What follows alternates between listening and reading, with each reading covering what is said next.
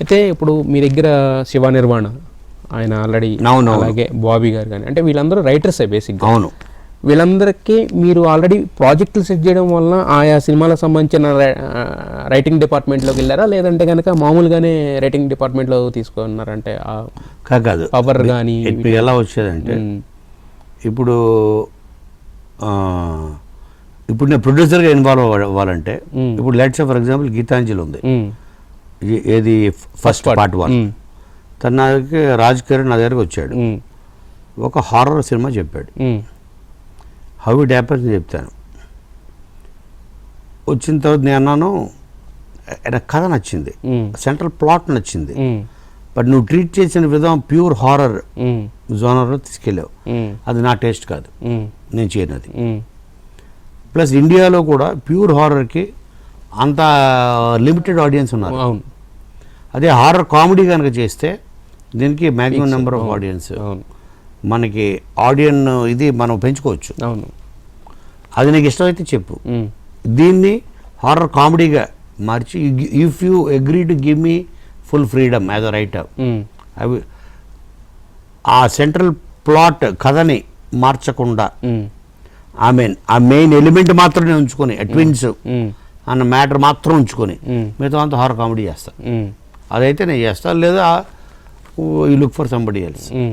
Okay sir, done. మీరు చేస్తానంటే ఇంకేంటి సార్, ఓకే అగ్రిమెంట్ చేయి, I have every right to change the way I want it, okay agreement అని. అప్పుడు దాని మీద మళ్ళీ ఒక 1 month 2 months కూర్చొని దాన్ని హారర్ కామెడీ చేసి, okay this is how it's going to be, are you okay with this, I'm okay, then let us start.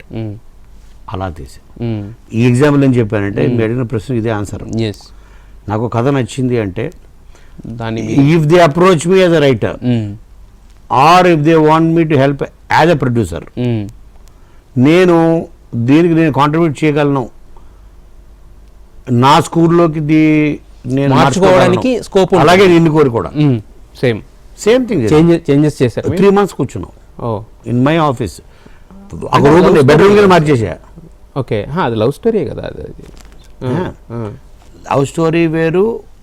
Love స్టోరీలో ఆ మెయిన్ పాయింట్, దాన్ని ఒక అమెరికాకి తీసుకెళ్ళి, ఒక బెంగళూరులో వైజాగ్ జరిగే కథ, దాంట్లో సో మెనీ ఎలిమెంట్స్. ఇప్పుడు ఆ తోడలుడు, ఇది అది అన్ని మీరు యాడ్ చేస్తున్నారు, వచ్చిన ఈ కామెడీ ఎలిమెంట్స్ అవ్వచ్చు, ఇంకోటి అవ్వచ్చు, whatever I could do. 3 months work చేసి తర్వాత తీసుకెళ్ళి నానికి చెప్పడం జరిగింది. అంటే if my name is to be attached, so there should be something else. అంటే అదే ఫస్ట్ నేను నా కాంట్రిబ్యూషన్ ఉండాలి, లేదంటే నేను కన్విన్స్ అవ్వాలి. ఓకే, నేను ప్యూర్ ప్రొడ్యూసర్ అయితే ఎప్పుడు కాదు.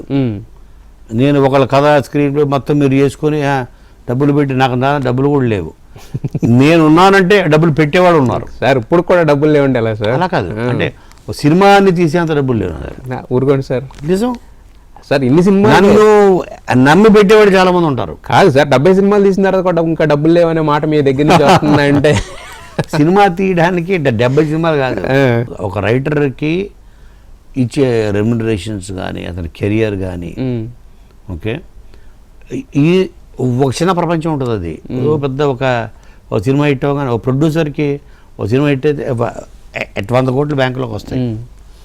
మాకు హిట్ అయినా ఫ్లాప్ అయినా మాకు ఏది మాడతారు రెమ్యునరేషన్ అదే వస్తుంది. అంటే ఇప్పుడు మరి మీ దగ్గర అసిస్టెంట్లు ఏమైనా చేశారో, లేదంటే కాదు సార్, ఇప్పుడు బాబీ గారు లాంటి వాళ్ళు ఉన్నారు, అంటే మరి వాళ్ళ డైరెక్టర్లు అయ్యి వాళ్ళు పెద్ద పెద్ద హీరోలతో సినిమాలు చేసినప్పుడు ఇంకా మీరు రైటర్ కింద ఉండిపోవడానికి ఏంటి, అంటే డైరెక్షన్ డిపార్ట్మెంట్కి వెళ్ళాలని లేదా, లేకపోతే హ్యాండిల్ చేయలేనా దాన్ని? డైరెక్షన్ డిపార్ట్మెంట్గా అదే డైరెక్టర్ అవ్వాలని లేదా, లేదంటే దాన్ని హ్యాండిల్ చేయాలి? అలా కాదు, అలా కాదు, నేను చెప్పే కదా. ఇప్పుడు నాకు ప్యారలల్గా బ్యానర్లో నేను సినిమాలు తీయడానికి నాకు నచ్చిన సినిమాలు, ఇప్పుడు నేను ఒక 3 stories రాశాను. 3 stories కూడా కాంటెంపరీ, వెరీ కాంటెంపరీ ఫిలిమ్స్ అవి. అది నేనే రాసి ప్రొడ్యూస్ చేస్తున్నా. I'm trying to find the right directors to handle వీటిని. సో నేను ఐఎమ్ ఆన్ డిఫరెంట్ జర్నీ. అలాగే ఒక సబ్జెక్ట్ ఇప్పుడు నానీస్ బాజ్మీ గారు చేస్తున్నాడు, ఇంకొక బిగ్ డైరెక్టర్కి చేస్తున్నా. ఓకే, హిందీలో వెరీ బిగ్ డైరెక్టర్. సెలెక్టివ్గా. నేను I enjoy writing more. Yes. Direction department అంటే ఒక డైరెక్టర్ జాబ్ మీరు చెప్పారు 24 క్రాఫ్ట్స్ అంటే 24 మంది మీద అరుస్తూనే ఉండాలి, వాడితో యుద్ధం చేస్తూనే ఉండాలి, మన ఆయుష్ తగ్గిపోద్ది. అంటే ఇప్పుడు ఓపిక లేదు. సినిమాకి 10 కోట్లు 20 కోట్లు తీసుకోవాలంటే చేయాలి కదా సార్. మరి చేయాలి. నాకు వద్దు డబ్బులు, 50 లక్షలు ఇస్తే చాలు. చాలు. 1 కోటి రూపాయలు వస్తుందా చాలు. నాకు 20 కోట్లు వద్దు. ఆ మనశ్శాంతి ఉండదు. ఓకే. బికాజ్ ఒక డైరెక్టర్కి తల ఎలా పగిలిపోద్ది రిలీజ్ దగ్గరికి వస్తుందంటే అన్నది నేను కళారి చూసి. మరి మీకు ఇప్పుడు రవితేజ గారితో దాదాపు చాలా సినిమాలు పనిచేశారు కదా, ఆయన ఏంటంటే చాలా మంది కొత్త వాళ్ళని ఇంట్రడ్యూస్ చేసిన వ్యక్తి. మరి మీకు ఎప్పుడు అనలేదు? ఎవరిని? చాలా మంది డైరెక్టర్ నేనే అనలేదు. ఇప్పుడు అలాంటి ఆయన ఎప్పుడన్నా అన్నారా నా మామూలు సరదాగా, అంటే మాటల మధ్యలో ఎప్పుడు? ఎందుకు నాతో పవన్ కళ్యాణ్ కూడా అన్నాడు, నువ్వు డైరెక్ట్ చేయొచ్చు కదా, నువ్వు చేసుకోవచ్చు కదా సినిమా, డన్, నువ్వు ఇస్తావా? ఎస్ డన్, చేసుకో. ఏది అంటే మనం ఒకటి సరే తన ఈ సినిమా అయిన తర్వాత చేద్దాం, నాది ఈ సినిమా అయిన తర్వాత చేద్దాం, కళ్యాణ్ది ఈ సినిమా అయిన తర్వాత చేద్దాం, ఈ తర్వాత తర్వాత తర్వాత తర్వాత తర్వాత తర్వాత గోడ మీద టుమారో అని ఉండిపోయింది. అది ఎప్పుడు వచ్చినా టుమారో కదా, ఇవాళ కాదు కదా అన్నట్టు అయిపోయింది ఆఖరికి. దెన్ ఆఫ్టర్ పాయింట్ ఏమైపోయిందంటే ఓకే, తర్వాత నేను ఇంతమంది డైరెక్టర్స్తో పనిచేసి వాళ్ళ టెన్షన్లు చూసి, అనవసరం వాళ్ళ బీపీలు ఎసిడిటీలు ఇవి అవి ఇవన్నీ చూసి, వద్దురా బాబు మనకి ఎంత టెన్షను, ఇంతమందితోటి, అందులో సగం మంది బుర్ర తక్కువ వాళ్ళతో పనిచేయాలి. బుర్ర ఉన్నోళ్ళతో పనిచేయడం చాలా ఈజీ. సగం మంది బుర్ర తక్కువ వాళ్ళు ఉంటారు, సగం మంది ఈగో ఉన్నోళ్ళు ఉంటారు. It's not just talent. As a director you have to handle not just the talent. You have to handle egos. You have to handle stupidity. You have to handle cruelty. So many things ఉంటాయి. Okay. అవన్నీ నా ఉన్నదాగైతే రోజుకో crime చేస్తాను నేను. రోజుకో crime, రోజుకో FIR. నాకున్న టెంపర్కి వద్దురా బాబు మనకి. ఓకే. నేను I will become a criminal, not a director. Okay. Okay. Director అవ్వకముందు ఒక క్రిమినల్ అయిపోతా. ఎవరిదో ఒకటి పొరపాటు. మనకు వద్దు ఇది హ్యాపీ. సో నేను ఐ కెన్ బి, దాన్ని ఏమంటారు, I can be a good king maker, not the king. I'm not the king. I'm unfit to be a king. జనరల్గా మాది ఏమంటారంటే బ్రాహ్మిన్స్లో ఏంటి ఒక శాఖ ఉంటుంది, నియోగులు అంటాం.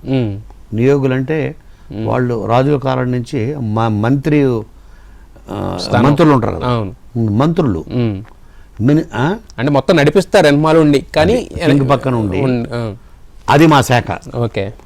అంటే we become the brains, we become the strategy, but front end is the king. అతన్ని గెలిపించడం, ఆ వ్యూహం, ఆ ఇది అన్నది లైక్ ఈజ్ అవర్ జాబ్.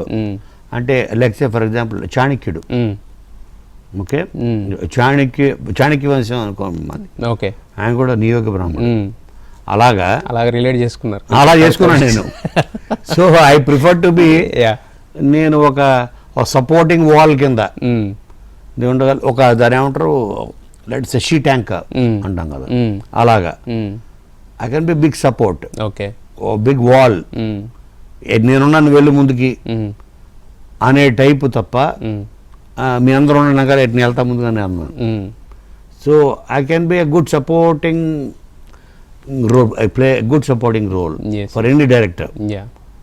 అంటే అప్పుడే నాకు ఒక బర్డ్స్ వ్యూ ఉంటుంది, అదే నువ్వు చేస్తే ఇది రాంగ్, ఇది రైట్, వద్దు ఇలా వెళ్ళొద్దు, మనం ఎలా వెళ్దాం.